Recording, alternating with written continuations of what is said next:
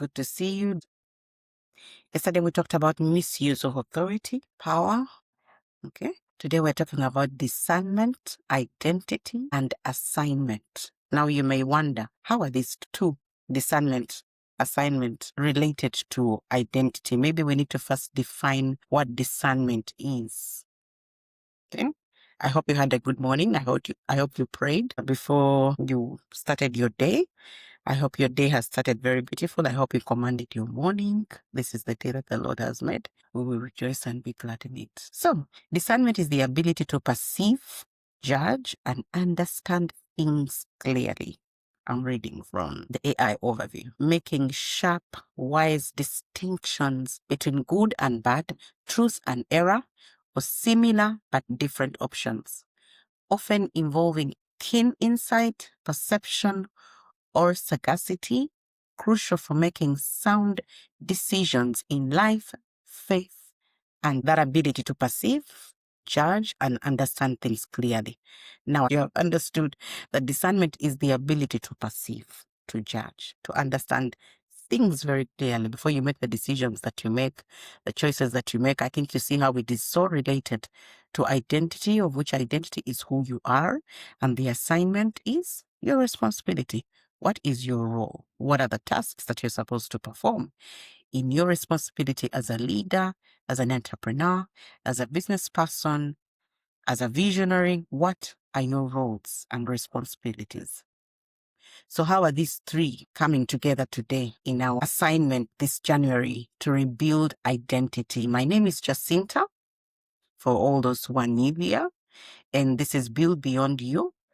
This channel is dedicated to guide you, equip you to rediscover your identities, build your human blueprint. That is, get to know those innate abilities that God has placed in you. What are those character flaws that you need to, do away with? What is that hinders you? What are those obstacles that hinder you from flourishing in your true leadership authority? And then at the end of the day, when you finish cultivating and putting in the work in enhancing your strengths and removing all these obstacles one by one, that transformation process will lead you to step into your true leadership authority. How do we preserve it? How do we sustain? How do we ensure continuity for generations after you want to make an impact in life? At the end of the day, that is the ultimate goal. You want to leave a legacy, but it has to start with you building inwardly. Then you go out and you build. So we focus so much on identity. That is actually the core. We focus so much on building inwardly with the lessons that we have every single day. Okay? So you're all very welcome. For those who are new, thank you for joining. Share the live and let's continue. Welcome the leaders who are aspiring to be leaders and who are walking this journey of alignment, of getting out of misalignment and removing all the obstacles that may hinder you from flourishing this 2026. So, discernment, identity, and assignment. You need to know who you are called to.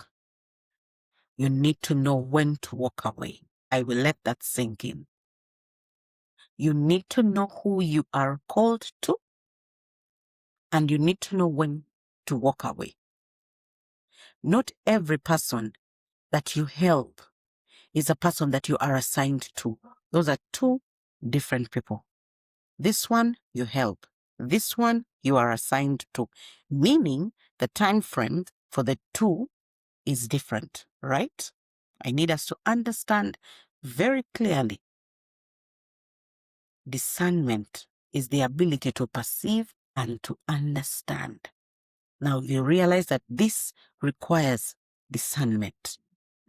Knowing who you are called to, knowing when to walk away, knowing that this one I am going to help, knowing that this one I am actually assigned to. This is my obligation. This is my responsibility. I'm not going to give up on who I am assigned to until God says it's time to let go.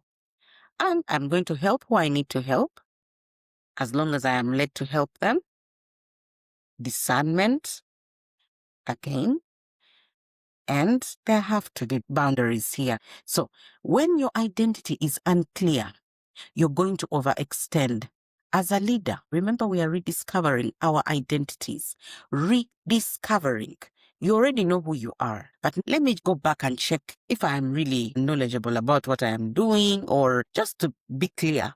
Let me have clarity on things. I may not be sure of what I'm doing, or just like a revamp, a reawakening, a reminder. So we are doing that exact process of reminiscing, rediscovering, revamping. Who are we? Now we're talking about discernment, okay?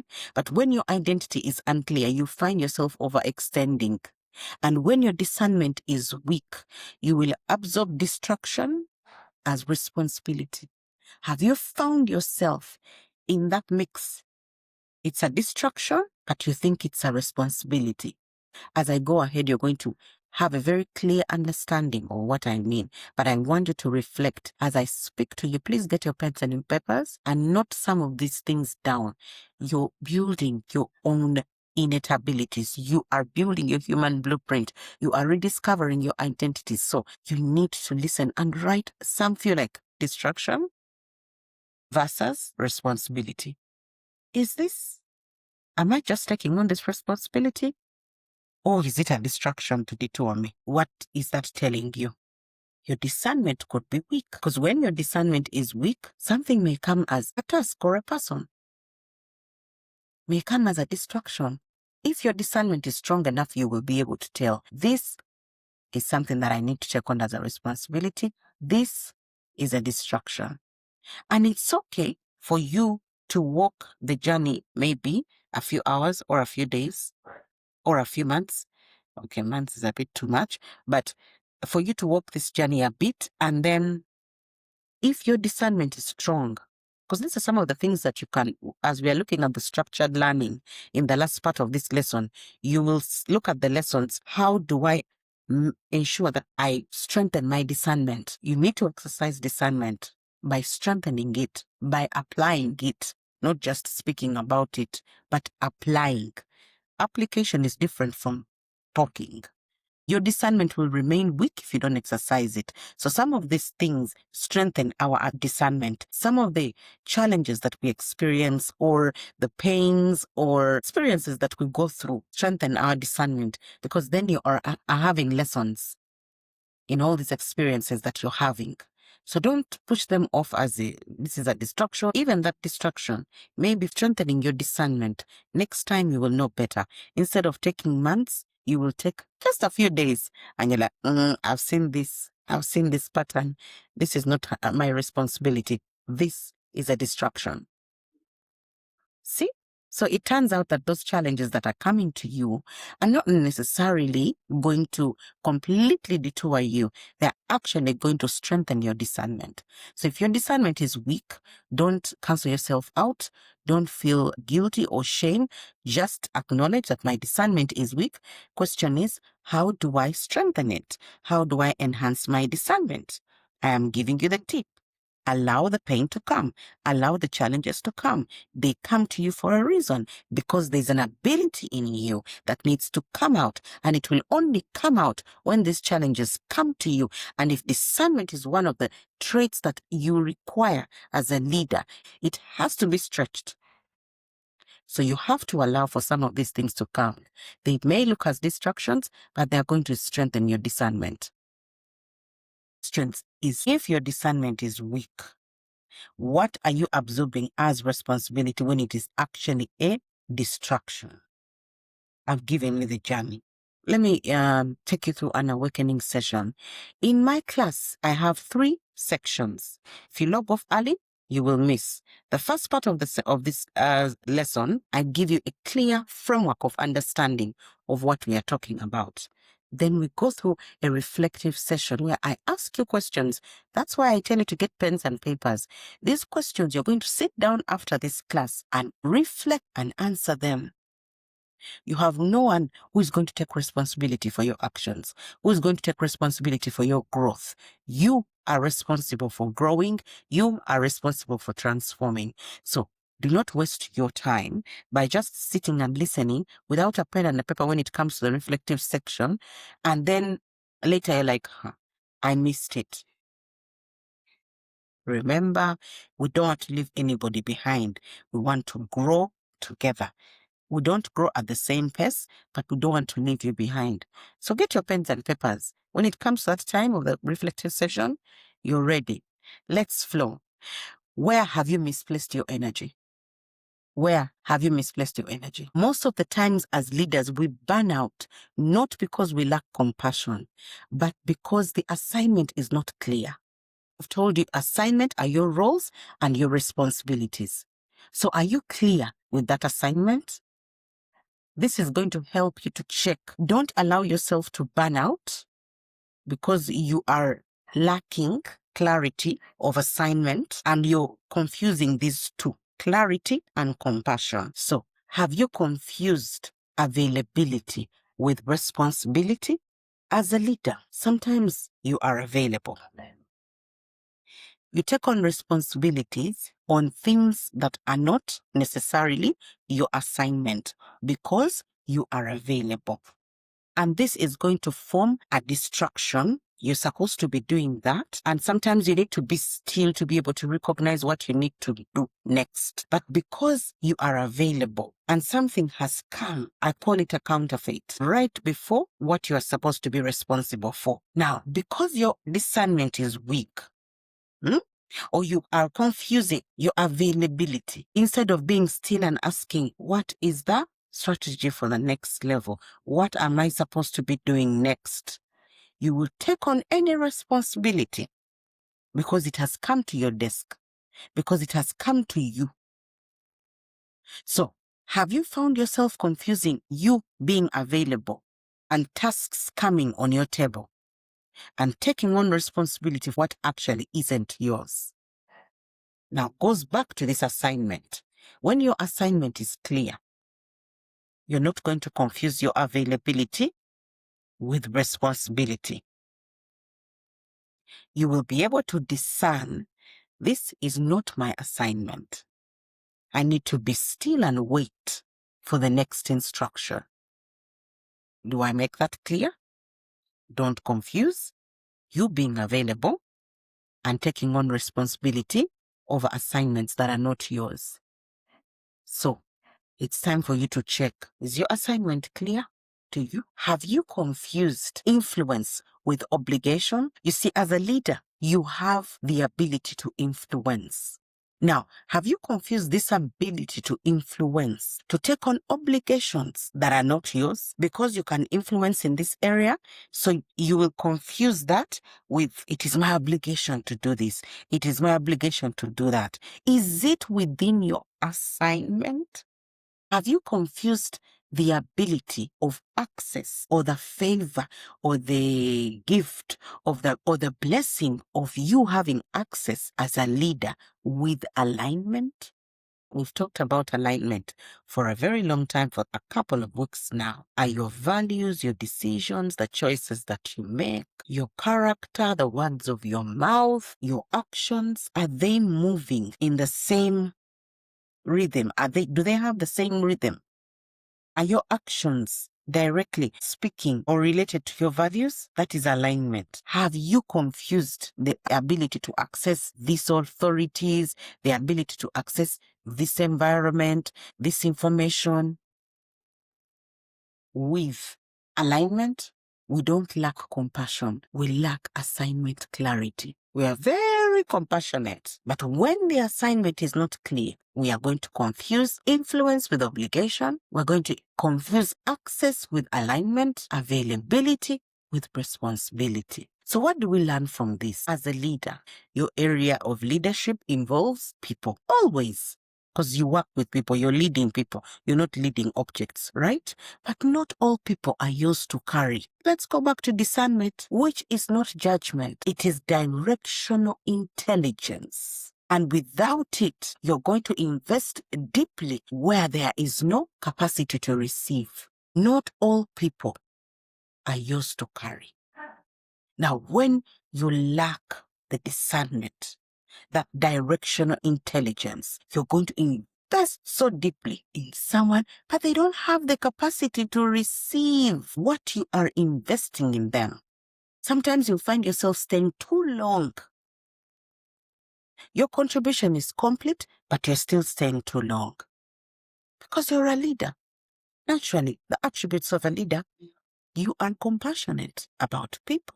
So you find yourself staying too long in an environment or with this kind of people or with this person when your contribution is complete. Are you able to discern that? That's why you need to exercise this discernment. You need to strengthen it.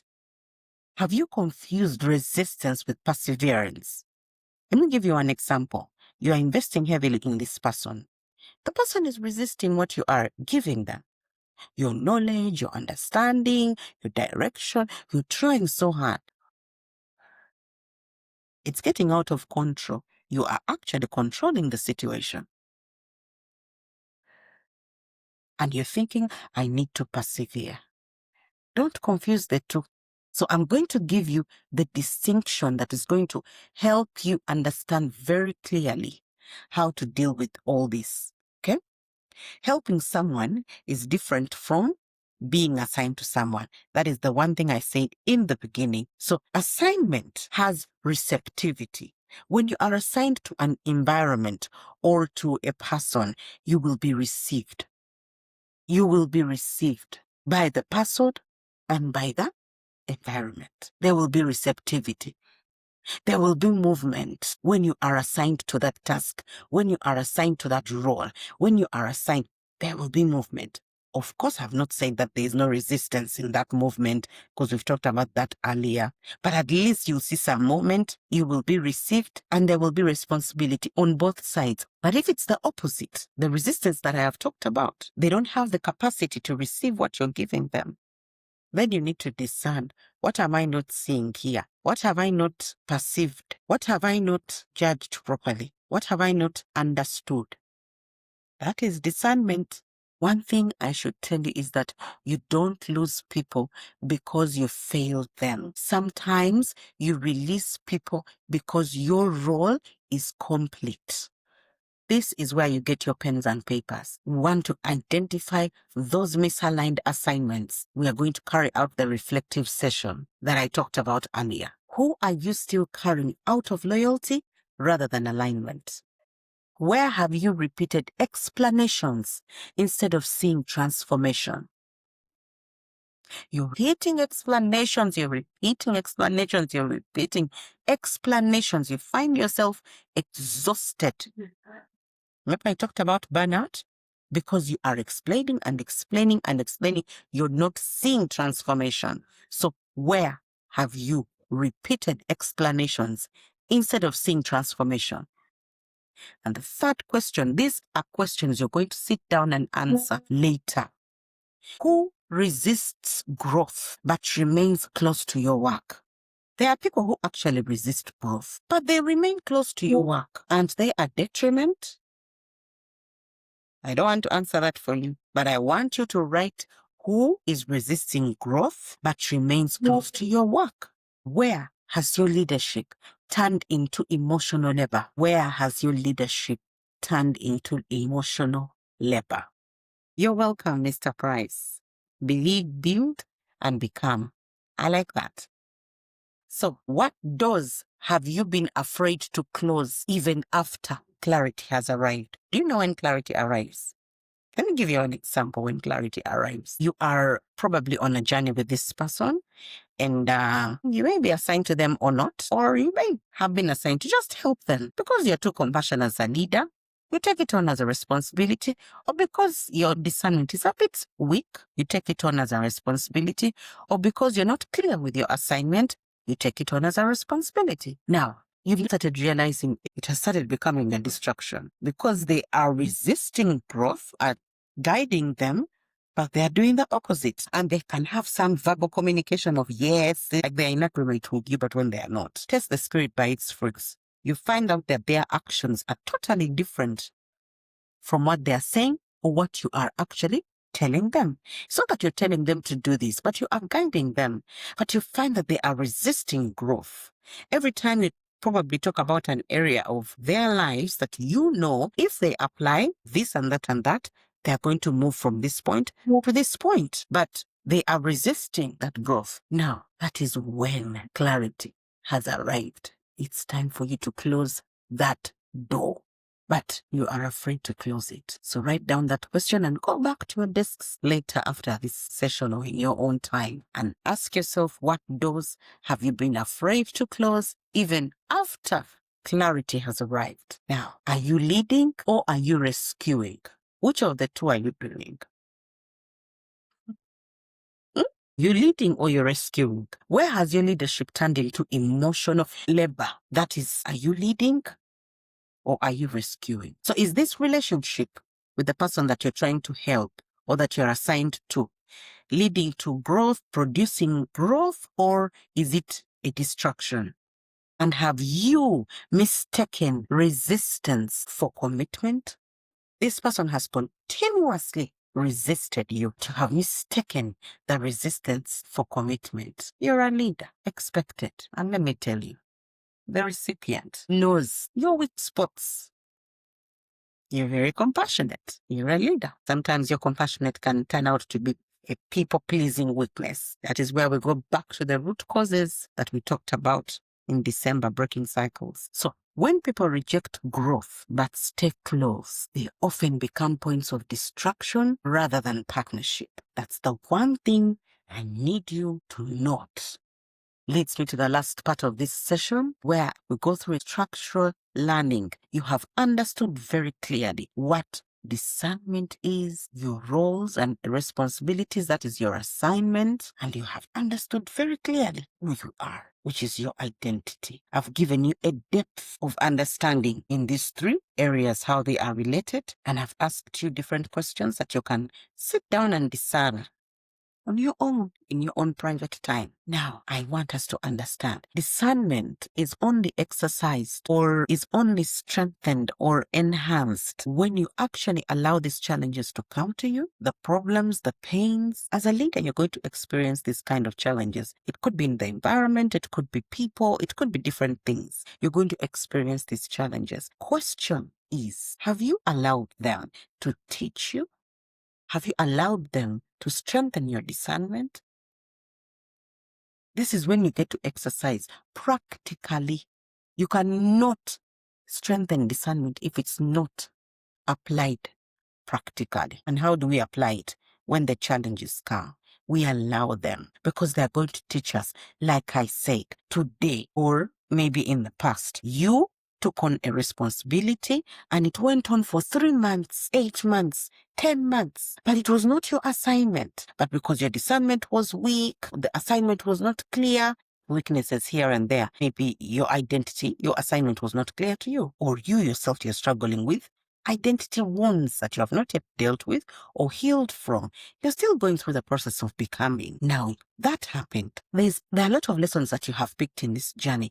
Don't take it as, oh, I regret, I was betrayed, this and that happened to me. These were lessons that you are learning. It was like a school, but a practical one, like an apprentice. Okay?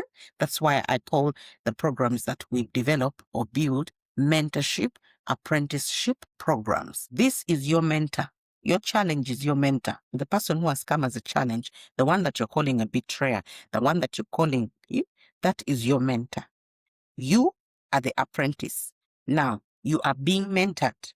In this particular area, there are a lot of lessons that you're learning, and discernment is one of them. By the way, that's how Alexander the Great used to learn. That's how Aristotle, is it called Aristotle? The one who used to teach Alexander the Great. They used to teach them courage, discernment, resilience, perseverance. Those were their classes. So now this is you, an apprentice, and this is the mentor. The one who is betraying you, the one who is challenging you, the one who is... They are taking you through an experience. That's where you're going to come out with lessons, and discernment is one of them, right? So pick out the lessons the next time this kind of person comes to you. The 8 months you took in this period is not going to be 8 months because your discernment will have been strengthened, right? It will take lesser months. Could take like 2 months, 3 months, or even a day. because now you discernment, now you have experience. That's why I'm saying experience. What does experience teach about discernment? We are now in the lessons. Okay? Not everyone who starts the journey is meant to finish it with you. That's what the experiences you go through teach you. And rejection often happens after clarity is offered. When you receive clarity that, okay, I think my contribution in this person's life has come to an end. Now, when that clarity comes, you see, people are very clever. They'll pick on your withdrawal very quickly. And even before you withdraw, they somehow know that you're going to withdraw. Then they'll reject you. Now, you might take this personally, but it's not necessarily rejection. It's because clarity has come to you. So it may come off as rejection, but no, you're now going to be redirected to something else or to another person. Your assignment with them or your contribution is done. That is what experience teaches you about discernment. And some people stay too close, not to grow. I want you to note, as a leader, you're going to experience these kind of people. Some people stay too close, not to grow, but to observe, to compare, and to compete. You have to beware. Even the Bible clearly tells us, for those who believe in the Bible, beware of dogs. Jesus called them brood of vipers. Be as wise as serpents and as humble as doves. Simple. So you have to know this truth, that some people are going to stay close to you, not to grow, but to observe, compare, and compete. And discernment will require the courage for you to withdraw without resentment. Walking away is not abandonment. It is leadership maturity. Some environments, some people, some influences, some associations require you to walk away. That is leadership maturity without resentment. It may hurt the other party, but when it is time, it is time. Paul says, dust your feet off. Your contribution has ended in that environment, in that territory, with that person. So these are the lessons that I am going to give you today before I close. The first lesson, identity determines assignment. When you know who you are, you will recognize who aligns and who does not. When you do not know who you are, you will not be able to recognize who aligns and who does not. So do you realize why we need to rediscover our identities? Why we need to go through the journey of getting to know who we are? When you know your innate strengths, then you know who you are assigned to. It's a journey, it's a process. The second lesson is discernment requires boundaries. Leadership without boundaries will become self-betrayal. Jacinta is my name. I will be betraying Jacinta, who I am, if I do not have boundaries. Resistance is data. It is not a challenge. When resistance is consistent, that is data for you. You're marking when it is consistent. You're receiving information. It's not a test of your patience. It's not a challenge. It's very clear. This is not my responsibility, or this is where I end. That's why we go back to those boundaries.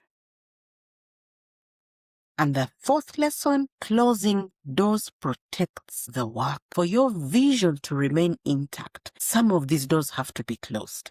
Your responsibility as a leader is not to keep every door open. It is to protect the integrity of your assignment. My assignment is to equip and guide you to rediscover your identities, help you understand how to navigate this pathway to build your innate abilities, to identify the obstacles or hindrances hindering me, and then we go to the last phase of stepping into your leadership authority. But as you step into this leadership authority, how do we sustain? How do we preserve? How do we ensure continuity? How do we build a legacy that is not shaky, that is not from a broken identity? So you have to understand that you need to protect the integrity of your assignment. Some doors need to be closed. If they remain open, they are a detriment to your assignment. Now, as identity becomes clearer, I'm closing, discernment becomes sharper. This is the part of rebuilding your leadership from inside out. Like I said, we rebuild inwardly, then we go out and build. My last question to you, my dears. Have you registered for 29th and 30th? We are having an identity reset. We have 2 days. 2 days. The first day, we're going to be dismantling everything that is not supposed to be with us. And the second day, alignment, clarity. We're going to dive deeper. Been having these daily sessions, but 29th and 30th, it would be nice if you register. Go to my page. There's a registration link. There's a barcode that you can scan and register for 29th and 30th. Thank you very much for the time that you have given me. I hope you have really reflected on everything that I have talked about. We are growing. We are rebuilding our identities. We are building inwardly before we go out there to build, to lead, to work, to make a difference. We don't want to make a difference out there when we are breaking inside. No. I'll never forget that comedian who died. And I think most of you know that comedian. He's called William, who died, and he used to make all of us laugh.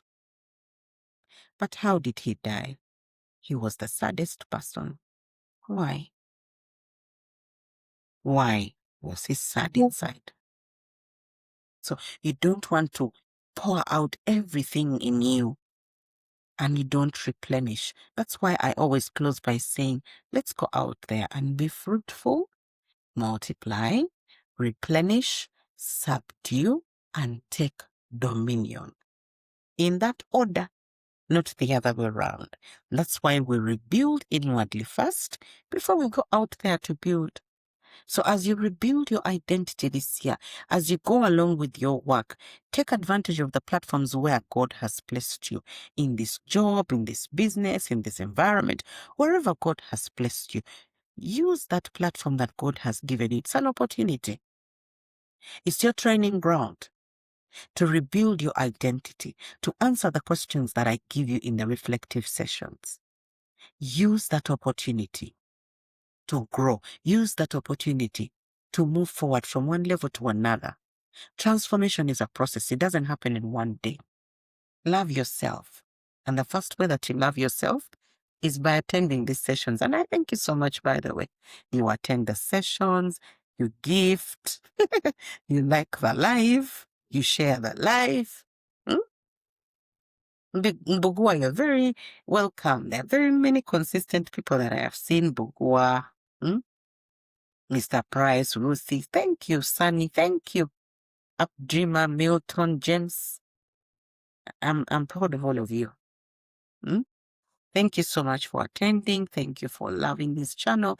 Thank you for coming daily, sparing your time. I really do appreciate. Tomorrow, let's come again, okay? And enjoying the live at 10 a.m. Sometimes I start a bit late, like 10:10, 10:15. I give you some time to settle in and get yourselves together. And so prepare yourselves to come tomorrow. I do Monday to Friday, and I keep this going so that we can have the energies to go out there and do what we are called to do. You're welcome, Mr. Price. Yes, it's mental health, actually. Thank you so much, guys. I love you and have a very beautiful day. Bye-bye. Be kind.